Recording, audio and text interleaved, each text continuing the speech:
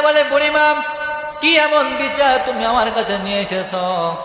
বুড়িমা ডাক দিয়ে বলে, বাচ্চা, কিছুদিন ধরে আমার পুত্রবধূর ঘরের একজন যুবক এসে প্রচন্ড ডিস্টার্ব করতেছে, কুপ্রস্তাব দিতেছে। যখন আমার পুত্রবধূ রাজি না হচ্ছে, আজকে সকালবেলা আমার বাড়িতে এসে আমাকে ডাক দিয়ে হুমকি দিয়ে গিয়েছে, বলে গিয়েছে যদি আমি আমার পুত্রবধূ যদি ওই যুবকের কুপ্রস্তাবে রাজি না হয়, তাহলে আজকে আমার পুত্রবধূর কল্যাণটা আলাদা করে ফেলবে। রে বাচ্চা নুরউদ্দিন, তুই একটা সুবিচার আমাকে করে দে।